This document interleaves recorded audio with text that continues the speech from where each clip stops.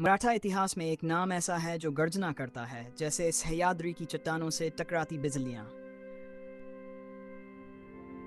परंतु जब हम छावा की बात करते हैं तो यह कहानी है उस सिन्ह पुत्र की जिसने अपने पिता की तलवार को और भी धार दी। यह कथा छत्रपति संभाजी महाराज की।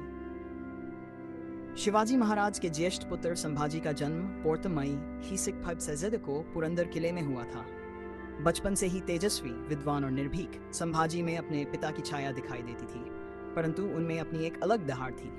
संस्कृत, मराठी, फारसी और कुछ हद तक अरबी भी जानने वाले संभाजी न केवल युद्ध नीति में दक्ष थे, बल्कि कवि और लेखक भी थे। उन्होंने बुद्धभूषण नामक ग्रंथ की रचना की, जो उनकी विद्वता का प्रमाण है। शिवाजी महाराज ने उन्हें राजनीति, युद्ध कौशल और प्रशासन की कठोर शिक्षा दी थी।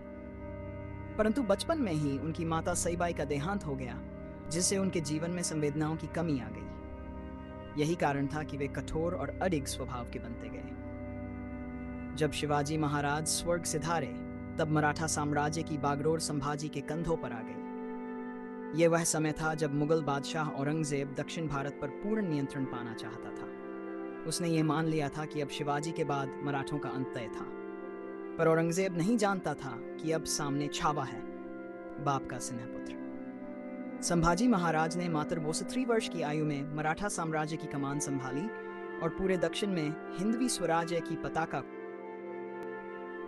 उन्होंने एक बार गोवा के पुर्तगाली किले पर आक्रमण किया और ईसाई मिशनरियों की कुटिल गतिविधियों को रोका। उनके लिए धर्म केवल आस्था नहीं, आत्मगौरव का विषय था। वे हिंदू संस्कृति के रक्षक थे और उन्होंने कई मंदिरों की रक्षा हेतु जीवन तक दांव पर लगा दिया।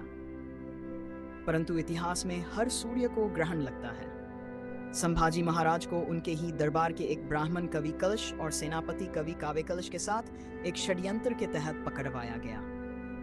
गद्दारों ने औरंगजेब से मिलकर उन्हें पकड़वाया और भिवंडी के पास संगमेश्वर में बंदी बना लिया गया। औरंगजेब ने उन्हें इस्लाम कबूल करने को कहा।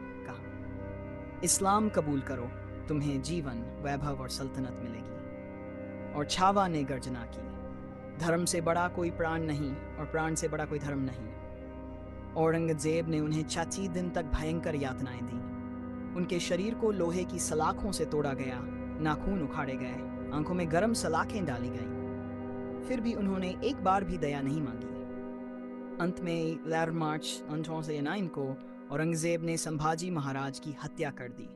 उनका शव भी मराठों को सौंपा नहीं गया, किंतु मराठों ने उनका सिर ढूंढ निकाला और रायगढ़ ले जाकर उनका अंतिम संस्कार किया। संभाजी की मृत्यु से मराठा साम्राज्य नहीं टूटा, बल्कि उनकी शहादत ने पूरे महाराष्ट्र में ज्वालामुखी जगा दिए। हर गांव, हर योद्धा, हर स्त्री और हर बालक ने यह शपथ ली कि जब तक औरंगजेब को दक्कन से खदेड़ा नहीं जाता, चैन से नहीं बैठेंगे। अंततः मराठा साम्राज्य और भी अधिक शक्तिशाली बनकर उभरा।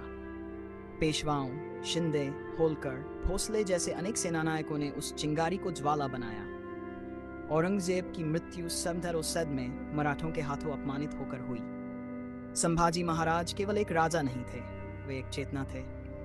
वे उन युवाओं के लिए आदर्श हैं जो अपमान, यातना और विश्वासघात के बावजूद अपने धर्म, अपनी संस्कृति और अपने गौरव के लिए लड़ते हैं। छावा ये नाम है उस सिन्ह पुत्र का जो अकेले पूरी मुगल सल्तनत के सामने अडिग खड़ा रहा।